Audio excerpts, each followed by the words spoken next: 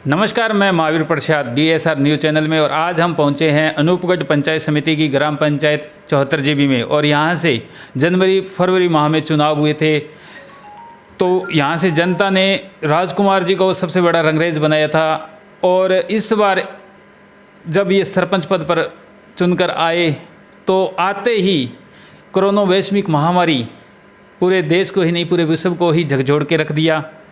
और काफ़ी उम्मीदों के साथ राजकुमार जी अपने ग्राम पंचायत में विकास के नाम पर वोट भी मांगे। तो सर, पहले तो चैनल में आपका स्वागत है। धन्यवाद सर। सर, जिस तरह से जनता से आपने वादे किए थे और फिर कोरोना वैश्विक महामारी ने जैसा सामना किया आपने और पूरी ग्राम पंचायत ने, पूरे देशवासियों ने, तो कोरोना वैश्विक महामारी में क्या दिक्कत आई आपको? देखो, हमारा चुनाव जैसे 15 मार्च को था। हाँ। और उसके बाद लगभग 3-4 दिनों के बाद कोरोना महामारी अपने देश के अंदर विकराल रूप ले लिया। तो इस दौरान हमारे विकास कार्य बहुत ज़्यादा अवरुद्ध हो गए, क्योंकि जहां हमने विकास करवाने थे वहां हमें कोरोना के प्रति जागरूकता फैलानी पड़ गई। तो इस वजह से बजट की भी कुछ कमी रही, जिस वजह से कि जितनी उम्मीदें जनता को हमसे थी उतनी उम्मीदों पर हम खरे नहीं उतर पाए। सर, जिस तरह से आप अब 1 साल होने को आया है, वैसे तो चुनावों को 8 महीने हुए हैं, लेकिन साल हो गया, कुछ आगे भी हुए चुनाव, कुछ बीच में सरपंचों को चुनाव चिन्ह भी आवंटन कर दिए, लेकिन उनके भी चुनाव रद्द कर दिए। और अब अक्टूबर माह में जाके एक सरपंच पूरे राजस्थान में बन चुके हैं। लेकिन फिर भी पंचायत समिति में देख लो, प्रधान की कुर्सी अभी भी खाली है, जिला प्रमुख की ले लो तो कुर्सी खाली है। तो ऐसे में जब कड़ी से कड़ी नहीं जुड़ी तो विकास कहीं ना कहीं थम सा गया है। बिल्कुल, ये बात आपकी सही है जी। जिस वजह से कोरोना महामारी आ गई, उसमें हमारे जो चुनाव थे एक से एक नहीं हो पाए, अवरुद्ध हो गए। अब कुछ इस चीज़ से हद तक अब उम्मीद है कि आने वाले दिसंबर या नवंबर तक चुनाव संपन्न हो जाएंगे। उसके बाद हमारे प्रधान और जिला परिषद के जो जिला प्रमुख है वो बन जाएंगे।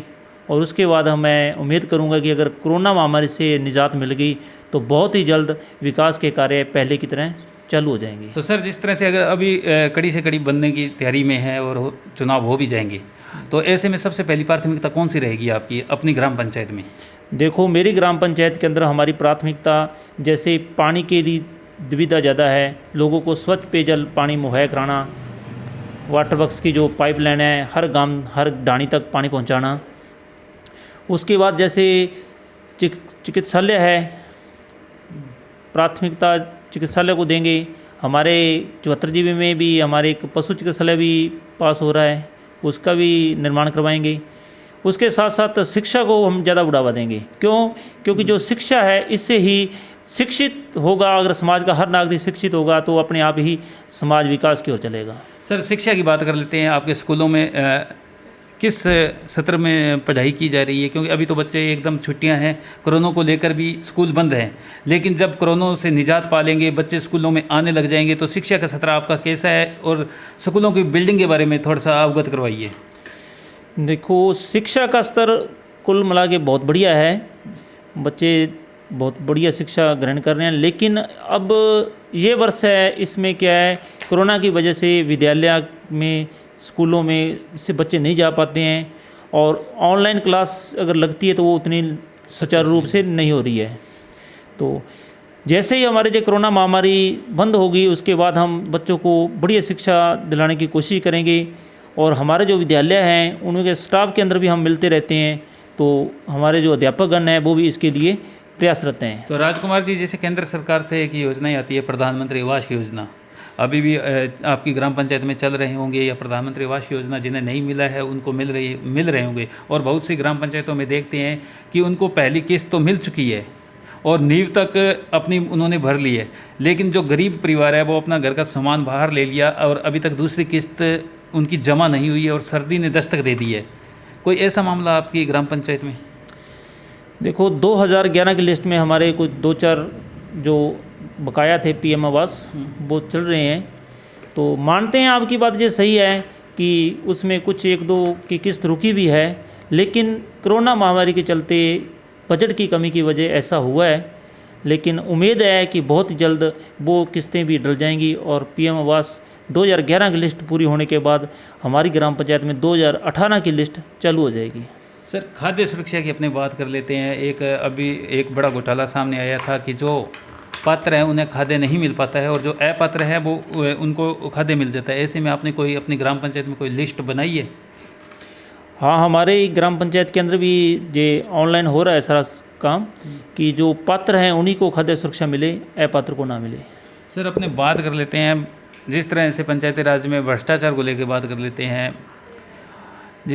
अभी तो विकास की रफ्तार बिल्कुल धीमी है। जब विकास की रफ्तार तेज़ हो जाएगी उस समय विकास अधिकारी, चाहे BDO साहब हो, IN हो, JN हो या बड़े तबके के हो, वो 2-3% कमीशन भी ले लेते हैं। इस पर भ्रष्टाचार को लेकर आप क्या कहना चाहोगे? नहीं, अभी मेरे चुनाव के अंदर अभी मेरे सामने कोई ऐसा मामला नहीं आया है और मेरे को लगता है कि हमारे अधिकारी बहुत बढ़िया हैं और आगे भी कोई ऐसी समस्या नहीं होगी। ये तो भाई साहब आपकी गलतफहमी है। सर, तो राजकुमार जी, अभी एक हिंदू धर्म में एक सबसे बड़ा पवित्र त्यौहार आ रहा है, दिवाली पर्व आ रहा है, धनतेरस आ रही है। इस पर आप अपने क्षेत्रवासियों को क्या संदेश देना चाहोगे? मैं मेरी ग्राम पंचायत की सभी जनता को दीपावली की लख लख बधाइयाँ देना चाहूँगा और साथ साथ सचेत भी करना चाहूँगा कि इस दीपावली पर घर रहें, सुरक्षित रहें, बाज़ार की बनी हुई मिठाइयाँ ना लाएं, पटाखों से बच्चों को दूर रखें, घर में बना हुआ सामान ही इस्तेमाल करें। सर, एक और सवाल है, जैसे टेंडर प्रक्रिया को लेकर काफ़ी सरपंचों में टेंडर प्रक्रिया को लेकर असमंजस की स्थिति में है। क्या स्थिति है टेंडर को लेकर?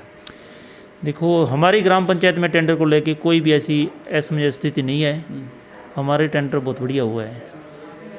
तो ये थे यहाँ से 74 GB ग्राम पंचायत से राजकुमार जी। मैं महावीर प्रसाद, मेरे साथ कैमरामैन राजकुमार।